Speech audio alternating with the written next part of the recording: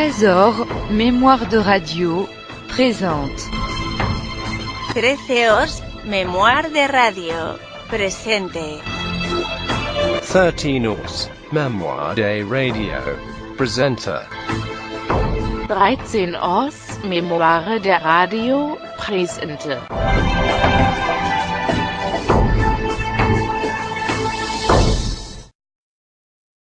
L'invention de la radio, le premier des médias électroniques.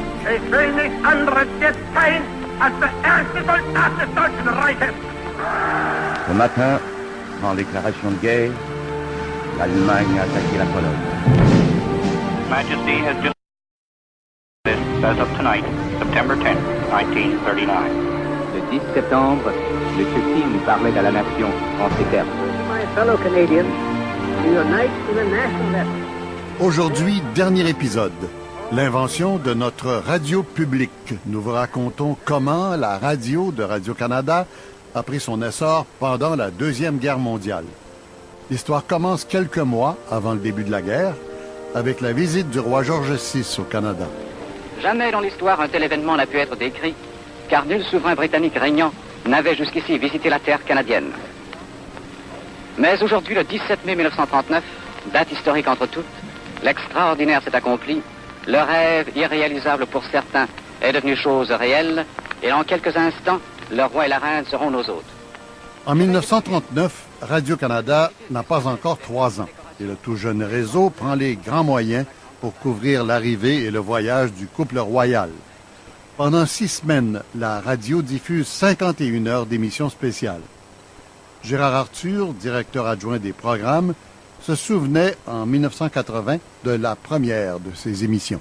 Je crois que c'est ce qui a ouvert Radio-Canada à la vie moderne. À ce moment-là, il était important, comme on l'a vu par la suite, que cette émission-là soit retentissante à tous les points de vue et qu'elle reçoive la couverture qu'elle mérite. Le cortège gravit toujours les pentes de la cour de Gilmore et dans un instant débouchera sur les plaines d'Abraham où, il y aura bientôt 2 siècles, s'est joué le sort d'un peuple. Alors, le gouvernement nous a donné des octrois. Ça nous a permis de faire une chose qu'on n'avait jamais fait auparavant, c'est d'engager des reporters de l'extérieur. Alors j'ai engagé Jean Nolin, Franqueur, Louis Franqueur et d'autres. Nous étions 9 commentateurs. Moi, j'étais au bastion du Prince de Galles et j'ai décrit l'arrivée de cette Empress. C'est la chose la plus impressionnante que j'ai jamais vue. Alors ça a donné à Radio-Canada vraiment un coup de départ formidable. 3 mois et demi plus tard, la guerre éclate. Au début, le jeune Marcel Ouimet est annonceur à Radio-Canada. Le voici dans une entrevue de 1974. La guerre avait commencé le 1er septembre vers les 4 heures du matin, où nous avions eu les premières nouvelles. Nous avions à ce moment-là ouvert les stations CBM et CPF. Et alors, nous nous relayions pendant 3 jours. Nous avons changé dans le temps toute la programmation. Je me rappelle, c'était une décision qui avait été prise dès le début de la guerre. On a enlevé tout de suite toute la musique allemande. Vous savez, les sentiments étaient beaucoup plus émotifs dans le temps qu'ils ne le sont peut-être aujourd'hui. Alors, la réaction était considérable. Et les gens étaient pendus à la radiodiffusion à ce moment-là. À Ottawa, le premier ministre Mackenzie King a aujourd'hui, pour la première fois depuis le début de la guerre, ouvert les portes de son bureau. Le sculpteur Yves Trudeau rappelle cette période. Durant le temps de la guerre, la radio était souvent et même, je dirais, constamment ouverte. Si on l'ouvrait le matin, on pouvait faire toute l'avant-midi, puis même une partie de l'après-midi, jusqu'au soir. Alors évidemment, quand arrivaient les nouvelles, on était plus attentifs. On voulait, disons, la connaître, cette nouvelle-là. On confirme ce soir, de Londres, que le Premier ministre, M. Neville Chamberlain, s'adressera dimanche prochain à la nation britannique par le moyen de la radio. Son discours sera enregistré et retransmis par ondes courtes vers le continent américain. Quelquefois, c'était la répétition des mêmes nouvelles qu'on avait eues précédemment, mais c'était plus fort que nous, il fallait le réécouter, il fallait le réentendre. C'est comme ça, on avait souhaité se convaincre que c'était vraiment ça. Parce que, pour nous, c'était inimaginable. Surtout qu'il y avait une émission de nouvelles, on était groupés autour de la radio. C'est inévitable. L'historien de la radio, Pierre Pagé. Ça donne qu'en septembre 1939, il y a toute la programmation spéciale de guerre. Et là, Radio-Canada, pour la première fois pendant 15 jours, va diffuser 24 heures sur 24. C'était un tour de force, là, en septembre 1939. Alors, l'information se développe de façon foudroyante avec le début de la guerre. La guerre a eu comme effet au Canada de multiplier dans de grandes proportions les mariages. Ainsi, en septembre, il y a eu une augmentation de 68,5% dans le nombre des mariages, comparativement au mois correspondant en 1938. Marcel Ouimet. Ce qui est arrivé, c'est que la Pologne a été envahie par les forces d'Hitler le 1er septembre. Et à ce moment-là, j'étais le seul des annonceurs avec une expérience journalistique. Or, le matin du 1er septembre, M. Frigon, qui était directeur général de Radio-Canada dans le temps, m'a confié à 24 ans la responsabilité du service des nouvelles et de le développer. Parce que tout ce que nous avions, en définitive, c'était un service de traduction. Nous recevions de la nouvelle en langue anglaise des bureaux de la presse canadienne qui étaient à 204 rue de l'Hôpital, dans le bas de la ville. Cette nouvelle nous parvenait, si vous voulez, imaginez-vous, ça nous parvenait à bicyclette, par messager. Il n'y avait pas de téléscripteur dans le temps. Et alors, la guerre se déclare, et il nous faut à ce moment-là tout de suite improviser tout de même un service plus rapide que celui que nous avions. Et M. Frigon m'en a confié la responsabilité. En 1941, la création d'un service de l'information à Radio-Canada, qui existait à CKC depuis déjà quelques années. Mais là, c'est un service national d'information avec des ressources, avec des journalistes, fil de presse et tout, beaucoup plus que ce qu'on avait avant.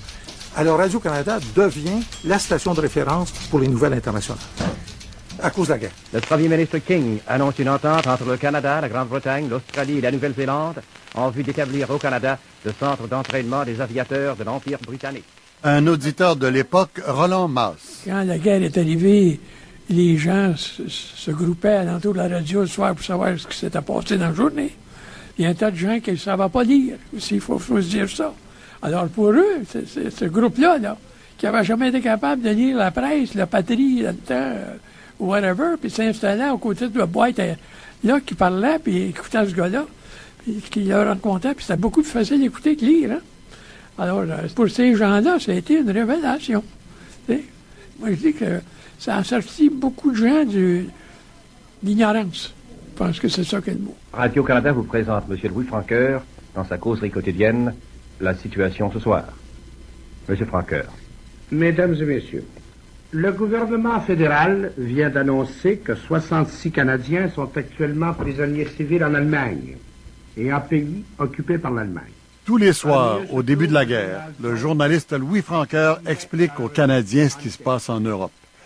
Une émission extrêmement suivie, comme en fait foi ce court témoignage retrouvé dans nos archives d'une auditrice d'alors, Mme Lorrain. J'écoutais Louis Francoeur. Vous savez, dans ce temps-là, c'était le commencement de la radio, là. Puis dans le magasin, là, on installait la radio. Tous les garçons, soit tout le monde, ils écoutaient ça. Mon mari m'appelait Mme Francoeur. Parce que là, c'était un silence religieux. Il fallait écouter ça, hein. Il dit, Mme Francoeur, je pense qu'il est mort par accident, hein. On annonce que le Reichstag se réunira dans les derniers jours de cette semaine ou au premier jour de la semaine prochaine. Le sociologue Guy Rocher. J'ai encore dans l'oreille, je pense, la voix de Louis Francoeur, ce grand journaliste de l'époque, qui nous relatait chaque jour les événements en Europe avec une voix très particulière, une élocution particulière. Radio-Canada a joué, je pense, à ce moment-là, un rôle important, c'est-à-dire de convaincre les Québécois, les Canadiens français, de l'importance de la participation à la guerre. Il y avait toute la méfiance à l'endroit de la conscription, etc. Donc, Radio-Canada a contribué à faire comprendre, je pense, l'importance du grand conflit entre les démocraties et les fascismes. Et alors, plus la guerre a avancé, je dirais que plus la radio a pris de l'importance dans ma vie personnelle, mais la vie autour de nous. Et dans la vie de toute ma famille, de tous mes amis, c'était vraiment la radio. Et la radio de Radio-Canada, bien sûr. Bonsoir, Canada. Les studios de la BBC à Londres, l'unité d'outre-mer de Radio-Canada vous présente Jean-Baptiste s'en va en guerre, la demi-heure qu'elle consacre chaque semaine aux troupes canadiennes actuellement en Grande-Bretagne. Je sais aussi, par exemple, que les familles dont un membre était dans l'armée et était en Europe, pour ces familles-là, Radio-Canada était très important. Parce que ces familles-là vivaient chaque jour de grandes inquiétudes. Quand un père, un frère, un cousin, un oncle était, on le savait, sur le champ de bataille, là-bas, surtout après l'invasion de la France par les forces armées, on suivait ça. Et j'en avais autour de moi des familles qui ainsi avaient des membres de leur famille qui étaient sur le front. Ici Marcel Ouimet de Radio-Canada qui vous parle d'Italie. Et puis, le journaliste Marcel Ouimet part faire des reportages en Europe. Noël 1943. Pour la première fois de la guerre, des soldats canadiens passent Noël sur la ligne de feu. Un Noël dans la boue et à la pluie battante, avec l'espoir de redonner au monde et à tous ceux pour lesquels aujourd'hui ils ont eu une pensée spéciale, la paix la plus complète. Et en ces temps difficiles, la radio de Radio-Canada se fait un devoir d'encourager l'effort de guerre. Directement de la scène du théâtre Saint-Denis à Montréal, le comité radiophonique de l'épargne de guerre a l'avantage de vous présenter L'Épervier de Francis de Croisset, interprété par Antoinette Giroux. Et notre artiste invité ce soir, Charles Boyer. Bonsoir, chers auditeurs. C'est avec joie que je suis venu de Hollywood afin de contribuer à votre effort de guerre. Je suis heureux de donner mon concours à ce programme, au cours duquel j'interpréterai un rôle que j'ai déjà joué à l'écran, celui du comte de Dazeta dans L'Épervier. La comédienne Janine Suto. Moi, j'ai des souvenirs de ça parce qu'il y a eu des grandes manifestations dans les théâtres pour vendre des bons de la victoire. Donc là, ils faisaient venir les grandes vedettes qui avaient fui à temps et qui étaient à Hollywood. Il y avait donc des grands galas, je me rappelle des grands galas au Saint-Denis, où il y avait là, alors des grandes vedettes, Charles Boyer. Pour moi, l'époque de la guerre, c'était ça. Les grands spectacles qui étaient nécessairement radiodiffusés. L'historien de la radio, Pierre Pagé. Du côté de Radio-Canada, la radio pensait sans cesse dans sa programmation à mousser l'effort de guerre.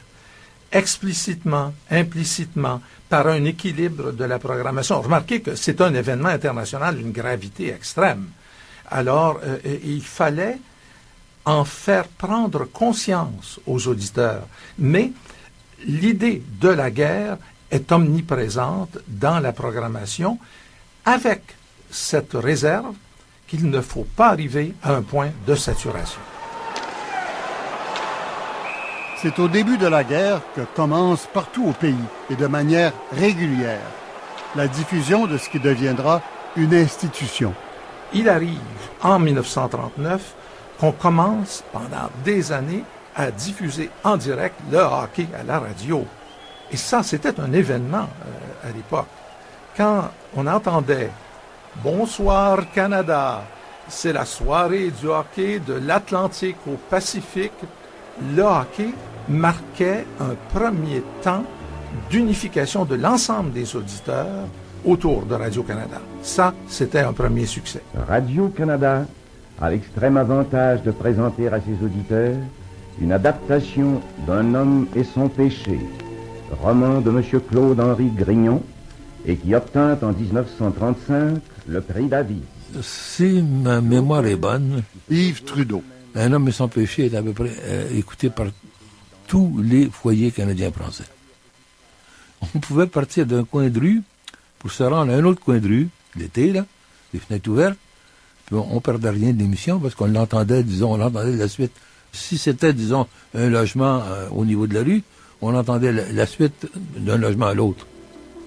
Ah non, tout le monde écoutait ça. Mais dis-moi donc, Donalda, quoi c'est que t'attends là? Je me repose un brin. Je gâche que tu viens de laver ton plancher. Ah, ben pourquoi pas, c'est mon jour. Je pouvais pas attendre. Il est beau, hein? Jaune comme de l'or. Mais c'est un vrai péché que de laver encore avec du pesant puis du sable, surtout quand il fait chaud de même. Ah, mais tu sais, Alexis, qu'on n'est pas riche. Pas riche? Mon père a travaillé dans Un homme et son péché. C'était l'ivrogne de l'émission, là. C'était Pete Caribou. Et savez-vous qu'il y a des gens qui croyaient ça tellement Dieu comme fer, qui envoyaient des cadeaux à Donalda, là. Il envoyait des chaussures, il envoyait des robes, il envoyait toutes sortes de choses parce qu'il prenait ça pour du cash, comme on dit. Pour eux, c'est de la vérité, là. Et ça faisait rire les comédiens, mais pour vous dire jusqu'à quel point ça avait un impact. La pension Felder. Bonsoir, mesdames, messieurs. De nouveau, nous retournons à la pension Felder. L'historienne de la radio, Renée Legris. Radio-Canada permet à des auteurs de pouvoir gagner leur vie grâce à l'écriture. Ça, c'est quelque chose d'absolument nouveau et ça n'existait pas avant, pour ainsi dire, la fin des années 30. Et alors, la preuve de ça, c'est que, entre autres, Robert Choquette avait déjà commencé à Radio-Canada en 1938 sa pension Felder. Donc, la pension Felder devient une sorte de référence. C'est très intéressant de constater que c'est Robert Choquette, avec Guy Moffett, qui vont convaincre Claude-Henri Grignon d'écrire pour la radio à partir de son roman « Un homme et son péché », parce qu'il y en a des lecteurs au Québec, là, mais il n'y en a pas beaucoup. Et alors, si on veut faire connaître la littérature québécoise, si on veut faire connaître les œuvres, si on passe par la radio, alors là, on va chercher plusieurs milliers d'auditeurs et d'auditrices, et partant, on fait connaître la littérature du Québec. On pourrait prendre une très longue liste, il y en a plus de 50 et 60, qui deviennent des auteurs de Radio-Canada, de jeunes auteurs qui prennent une expérience extraordinaire et qui ensuite vont pouvoir écrire pour la scène. Une bombe éclate dans le firmament radiophonique. Grande première de la rumba des radioromans, mettant en vedette Jovette Bernier, Henri Desglin, Paul Gury-Le Gouriadec, Valdombre et Claude-Henri Grignon. Au début de la guerre, Janine Suto fait ses débuts dans la rumba des radioromans. C'était extrêmement populaire, ça c'est certain. C'était très, très populaire. Il y avait beaucoup d'auteurs qui écrivaient des séries et qui prenaient une certaine intrigue dans leur histoire et faisaient des tournées dans la province. Alors non seulement toute la province écoutait les histoires à la radio, mais ils voyaient leurs acteurs vraiment sur la scène. Alors donc, c'était l'unique moyen d'atteindre tout le monde. Dire que je vous avais pris d'abord pour un vieux galantin. Et je n'étais qu'un vieux monsieur, tout simplement. On apprenait notre métier sur le tas, parce que vraiment, en 38, 39, 40, il n'y avait pas de troupe de théâtre. Et puis, il faut vous dire qu'il n'y avait pas d'école. Hein. Alors, je veux dire, il y avait des professeurs, c'est-à-dire des gens qui étaient venus en tournée à Montréal, donc des Français en général, et qui donnaient des leçons, qui donnaient des cours, mais il n'y avait pas d'école. On a appris notre métier à la radio. Allô, allô, quelle nouvelle? Allô? Manquer un mariage est autrement plus grave que de casser le pot au lait. Quelle nouvelle? Un texte de Jovette Bernier est présenté par Doz, le savon qui fait tout pour tout dans votre lavage, et Camé, le savon des jolies femmes. Pierre Pagé. Et quelle nouvelle? Ça venait immédiatement à l'heure du midi, après les nouvelles de la guerre. Et elle, le téléphone sonne, elle répond « Allô? Quelle nouvelle? » Et l'émission, c'est de l'humour parce qu'on vient d'être stressé par les nouvelles militaires.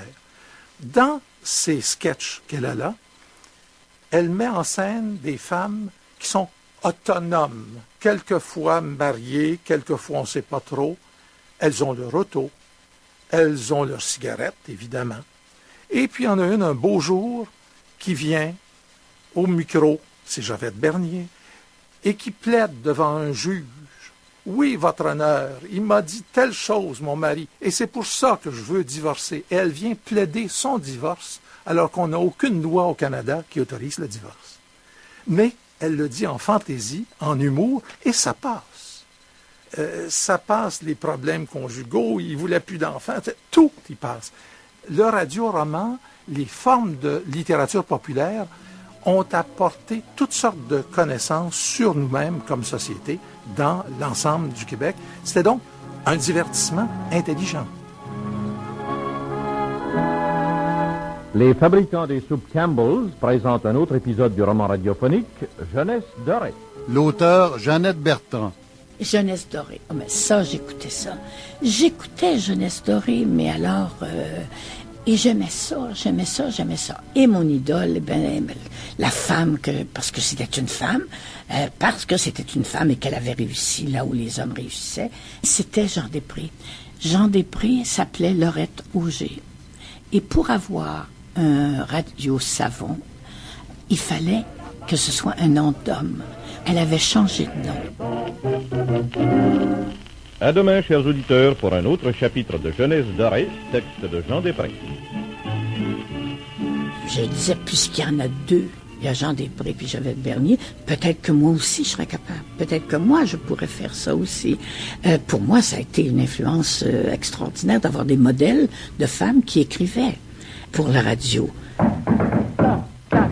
Qui est là? Les joyeux troubadours! Mais entrez, voyons. Entrons! L'historien de la radio, Pierre Pagé. Il y a eu beaucoup de succès en même temps dans le début des années 40. Les émissions commencent en 39 avec Grignon, mais il y a aussi un succès qui va durer 30 ans et qui s'appelait Les Joyeux Troubadours à l'heure du midi, à l'heure de pointe. On n'imagine pas ce que ça pouvait représenter. C'est l'émission joyeuse par excellence de la musique, de l'accordéon, des chanteurs, des blagues lancées à l'improviste comme ça. On donnait un climat de liberté. Et cette émission-là a été vraiment voulue dans un contexte de détente parce qu'on avait immédiatement après les nouvelles de la guerre. Alors, oubliez la guerre pendant une demi-heure, après vous retournerez aux choses sérieuses. Ça faisait partie de l'équilibre de la programmation. Yvonne! Quoi encore, donc? Mon rasoir! Il est là, ton rasoir. Ben oui, mais il coupe pas! C'est drôle, ça. J'ai coupé du prélard avec après-midi. Il coupait très bien. On ne peut évidemment pas nommer tous ceux et celles qui ont inventé notre radio publique. Les Augustin Frigon, Joseph-Arthur Dupont, Aurel Séguin, Jean-Marie Baudet, Roland Leduc, et Miville Couture, bien sûr, et les plus jeunes, attirés par cette nouvelle invention, Judith Jasmin, René Le Cavalier, René Lévesque, qu'on entend ici dans l'un de ses premiers reportages, en 1943, pour le service de Radio Collège. Eh bien, nous voici sur le quai. Mais dites donc, Monsieur Sainte-Marie, votre orignal, j'ai beau le chercher de l'œil sur le lac, je ne l'aperçois pas du tout. À quelle place avez-vous aperçu? Il était dans l'ange. Le service de Radio Collège, créé en 1941, a joué pendant 15 ans pour le Canada français le rôle d'une université populaire. Radio Collège. Aventure scientifique. Radio Collège présente une série de 20 émissions dramatiques sur l'histoire des sciences. Texte de M. Fernand Seguin.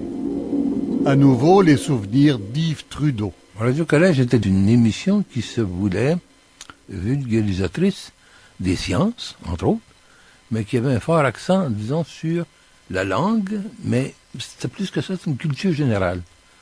Mais vous aviez des scientifiques qui venaient, mais vous aviez également, disons, des écrivains qui venaient lire des textes, qui venaient parler de livres, qui venaient inciter les gens à lire ou à visiter certaines choses.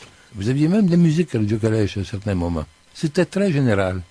Et cette émission-là était très, très, très, très écoutée. Le théâtre de Radio Collège. Jeannette Bertrand. Radio Collège, c'était, il jouait des pièces de théâtre. Ça, c'était vraiment extraordinaire. Parce que là, les gens qui voulaient apprendre pouvaient pas se brancher, mais oui, se brancher. On se branchait à la radio. Se brancher sur Radio Collège et apprendre. Moi, j'étais à l'université à ce moment-là. Mais la radio a fait... Il y avait du théâtre historique. Alors, c'était une ouverture aussi sur le vrai théâtre. La littérature étrangère au théâtre. À l'affiche aujourd'hui, le premier acte de Crime et Châtiment, œuvre de Gaston Batty, d'après le roman de Dostoïevski. Janine Suto. Ça a été l'ouverture, le commencement de quelque chose d'important au point de vue théâtre, parce que c'est le commencement du théâtre, la radio. La population qui n'avait pas tellement ils n'avaient rien d'autre, ils avaient des tournées. Mais Il n'y avait pas de théâtre locaux, mais c'était pas de choses régulières. Donc, c'était la radio qui leur apportait ça.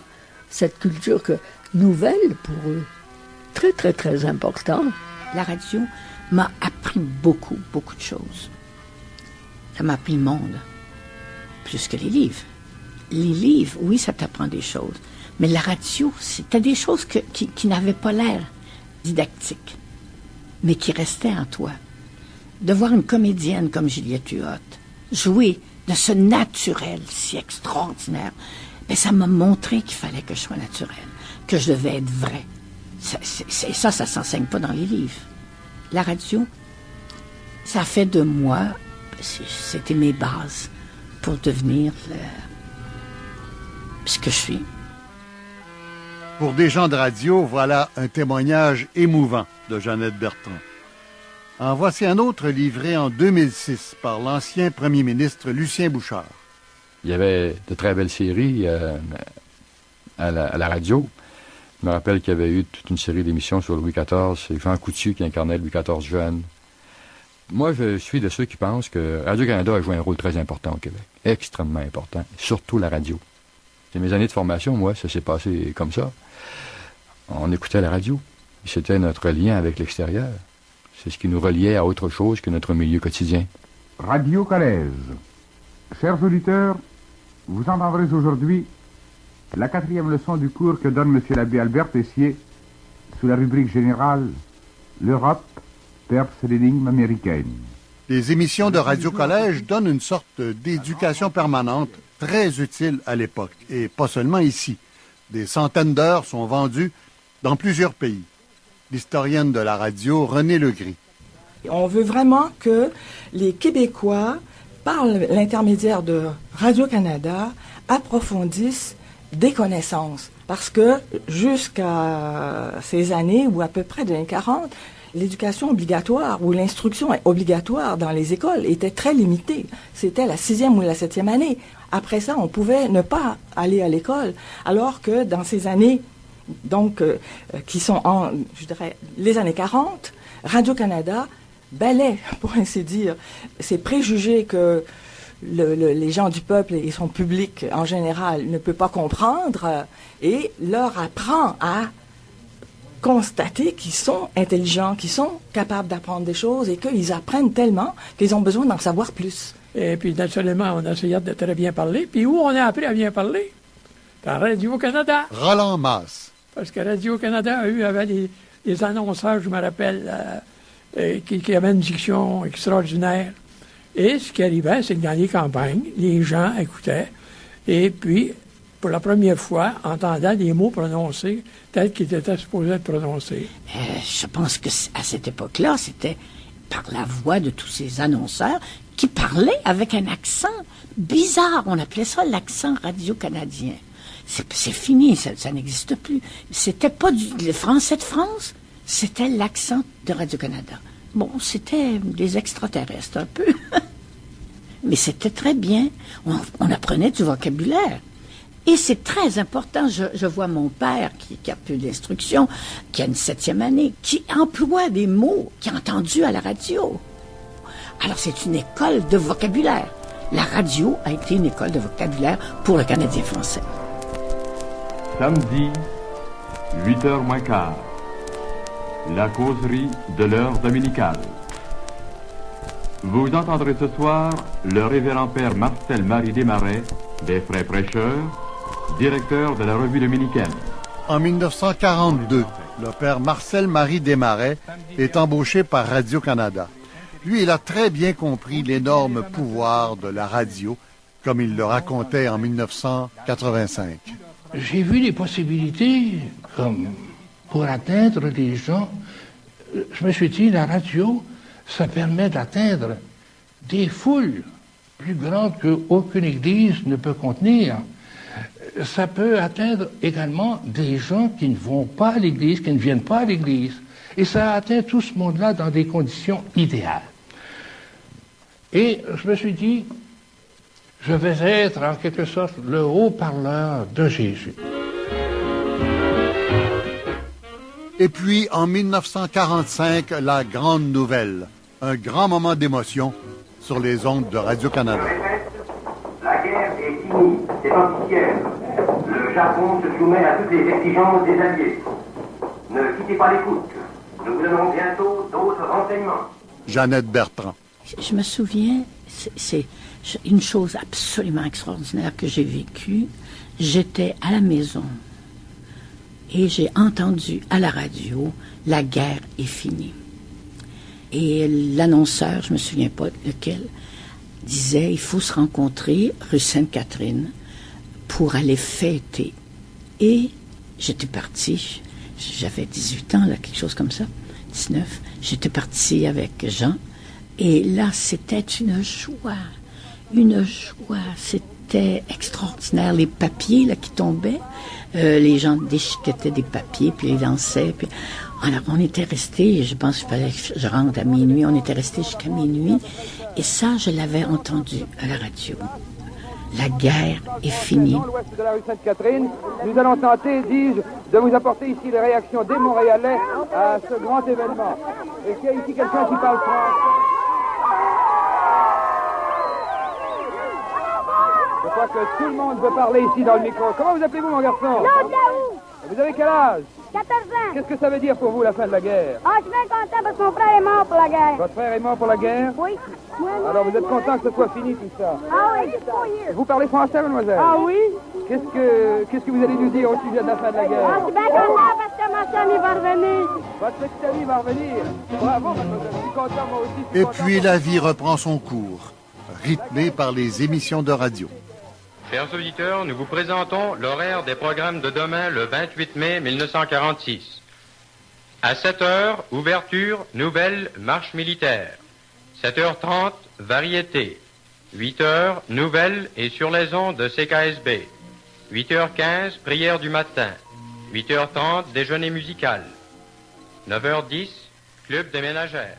Bonjour, tante Lucille. Bonjour, monsieur Campagna, et bonjour à vous tous, mes chers petits-enfants. Après la guerre, toute une série de nouveaux programmes prennent l'antenne, bien souvent pour le plus grand bonheur des femmes à la maison. Lettre à une Canadienne. La regrettée syndicaliste et féministe Simone Monet-Chartrand. L'air frais est rentré par Radio-Canada. Alors, je choisissais les émissions que je voulais écouter. Puis j'établissais l'heure des repas, l'heure des devoirs, l'heure des couchers, l'heure des bains, selon ce que je voulais écouter. Et quand arrivé après le souper, sur toutes les scènes du monde, le théâtre, ou dans l'après-midi, la trame canadienne, j'écoutais Marcel Berthe, j'écoutais les émissions que je voulais bien entendre. Et le matin, enfin seul, quand j'étais partie pour l'école et que les deux plus jeunes étaient dehors, ben, je pouvais écouter Chantilly. Là, c'est le deuxième temps de féminin avec Louis Simard. Vous venez de dire « Enfin seul ». Est-ce qu'il n'y a pas une émission qui Oui, elle s'est appelée comme ça. Je trouvais que c'était brillant d'avoir trouvé ça. Tu sais, là, quand tu es debout depuis 6 heures, un boire, puis 3-4 enfants, les mitaines, les trucs, les devoirs, les leçons. Alors, là, on respirait, on disait « Enfin seul ». Et là, j'avais bien décidé qu'enfin seul, c'était mon droit d'apprendre quelque chose, comme si j'étais à l'université en psychologie. Les idées en marche. Un forum de Radio-Canada qui vous est présenté en collaboration avec la Société d'éducation des adultes du Québec. Les personnalités invitées sont choisies pour leur connaissance des sujets discutés et pour la diversité de leurs opinions. L'animateur est M. Gérard Pelletier, journaliste. Bonsoir, chers auditeurs. Dans cette période d'après-guerre, les idées nouvelles entrent et circulent à Radio-Canada. Des idées qui préparent le terrain pour de grands changements. Le sociologue Guy Rocher. Radio-Canada était à la fois le miroir de ce qu'était le Québec, mais en même temps a été un facteur de changement parce que les idées modernes entraient dans Radio-Canada. Ceux qui sont allés vers Radio-Canada comme annonceurs ou comme réalisateurs, comme chansonniers, en général, étaient critiques du vieux Québec.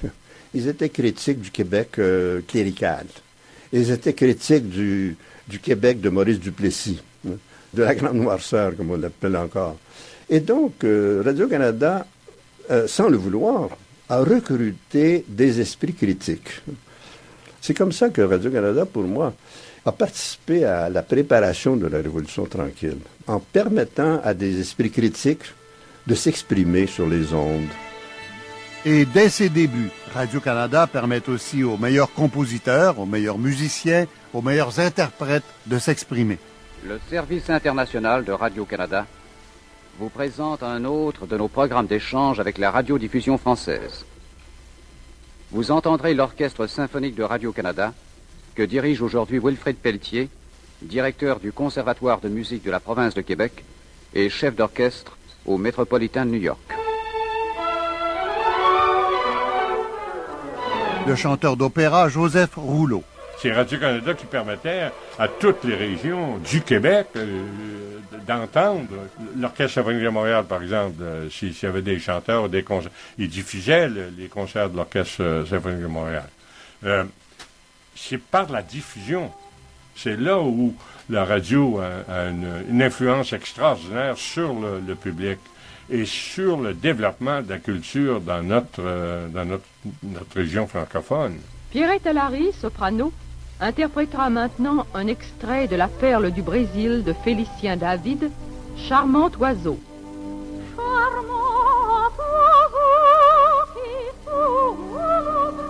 L'exemple frappant, tout le monde parle aujourd'hui que leurs premières influences du côté de musique, chant, opéra par exemple, c'est la diffusion des opéras du Metropolitan Opera de New York le samedi après-midi. Radio-Canada existe depuis 75 ans, mais je pense que ça fait 75 ans qu'ils diffusent. Alors, ça a eu une influence absolument fantastique. Le musicologue Robert Terrien. Dans les années 40, les gens, surtout dans certains milieux populaires, on n'entrait jamais en contact avec le théâtre ou la musique classique ou plein d'autres choses, ou même la politique en général. Mais la radio est venue démocratiser l'ensemble de la culture en la présentant à un vaste auditoire. Alors, les gens ont été exposés pour la première fois, dans bien des cas, à des pans de culture soit qu'on leur refusait ou qu'ils se refusaient eux-mêmes à l'époque. Il n'y aurait peut-être pas eu les moyens non plus d'aller entendre un concert de l'Orchestre symphonique. Mais là, l'Orchestre symphonique venait chez eux, puis jouait dans leur salon. Radio-Canada présente Nos futures étoiles. Radio-Canada avait instauré un concours de chant, les futures étoiles, ça s'appelait, le fameux concours des futures étoiles. Et c'était un concours national, canadien, mais qui donnait l'opportunité à beaucoup de Québécois de se faire entendre. Bonsoir mesdames, bonsoir messieurs, bonsoir chers auditeurs. Directement de la salle du Plateau à Montréal, nous vous présentons ce soir la grande finale d'une série d'émissions destinées à faire connaître à notre vaste auditoire nos futures étoiles. Et ça a duré pendant plusieurs années. Et c'est ce concours de chant qui a fait connaître beaucoup des jeunes chanteurs de ma génération. Tous les chanteurs québécois qui ont eu une certaine carrière et d'autres une plus grande carrière. Mais ça a commencé, on a tous commencé à Radio-Canada. Radio-Canada, musique classique, a eu une influence extraordinaire sur le développement des artistes québécois qui ont réussi à gagner leur vie dans cette profession si difficile. Notre sentier, près du ruisseau, est déchiré par les labours. Surtout après la fin de la guerre, à partir de 1945, là, la radio a vraiment connu un essor assez fantastique. Et Radio-Canada, bien souvent, il faisait des choix de présenter des types de musique qui allaient été délaissés par les autres stations plus commerciales. Par exemple, en 1949, Radio-Canada avait une émission qui s'appelait Félix Leclerc et ses chansons. Alors, je pense que Félix Leclerc, à l'époque, n'aurait pas pu se produire. Il était vraiment différent de ce qui se faisait dans la chanson commerciale. Mais Radio-Canada a souvent pris des risques au niveau de la chanson de présenter des artistes qui n'étaient pas nécessairement dans le moule. Mais ça, ils l'ont fait abondamment à la fin des années 40, début 50. C'est ce soir, samedi 6 septembre, que se déroulent à Montréal les cérémonies d'inauguration de la télévision canadienne. C'est presque une date historique. Un chapitre de l'histoire du spectacle. On a un frisson quand arrive au début des années 50 la boîte à images. Le 6 septembre 1952, la journaliste de la radio, Judith Jasmin, couvre avec un peu de tristesse les cérémonies d'inauguration de la télévision dans le hall d'entrée de Radio-Canada à Montréal. Il ne fait pas de doute que la télévision transformera nos goûts, nos coutumes, notre façon de penser ou de vivre, tout comme le cinéma et la radio l'ont fait depuis 20 ans. Devant ce micro presque anachronique, j'ai le sentiment d'être dépassé par la nouvelle venue. C'est un petit sentiment de vieillissement, de regret, n'est-ce pas?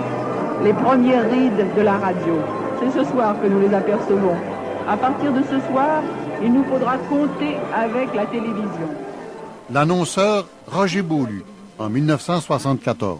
Lorsque la télévision est arrivée, on a dit dans les milieux de la radio, ça y est, ça va être bientôt la fin de la radio, s'il faut que ça se propage et s'il faut que tous les foyers possèdent la télévision.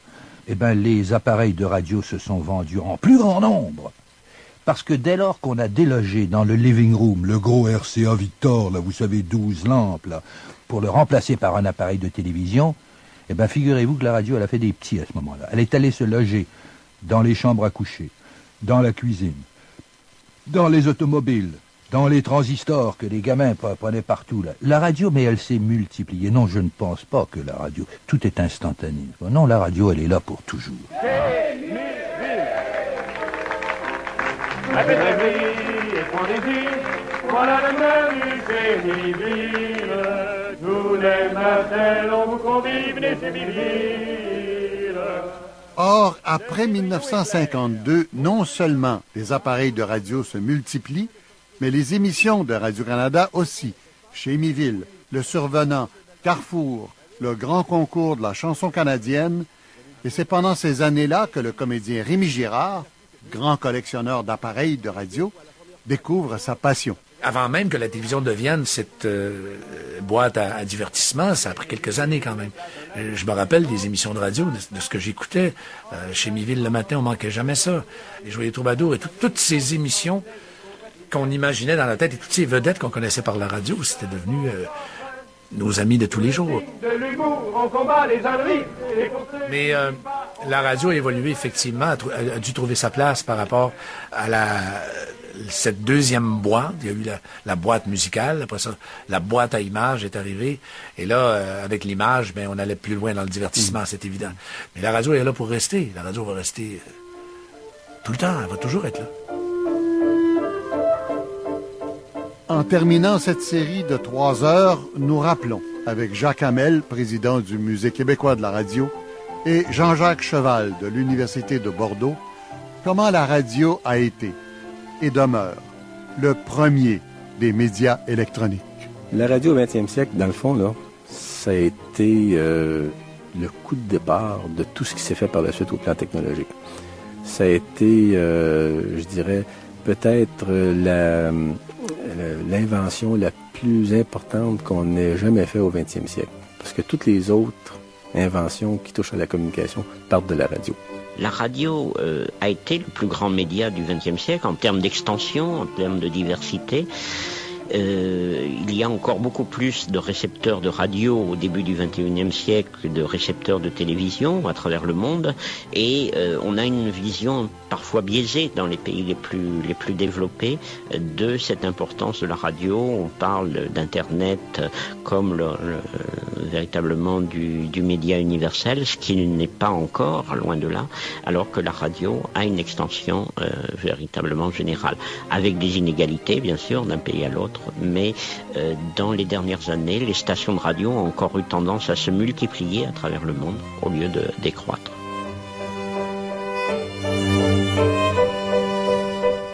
Merci d'avoir été là et n'oubliez pas, si vous voulez en savoir davantage sur l'invention de la radio, nous vous invitons à aller sur Internet radiocanada.ca/l'invention de la radio. Vous pourrez aussi voir quelques-uns des appareils de la collection de Rémi Girard. Idée originale de cette série, Michel Lacombe et Rémi Girard. Recherche et entrevue, Marie-France Bélanger. Scénarisation, Linda Barry. Archives, Amapola Alares. Recherche musicale, Denise Martin.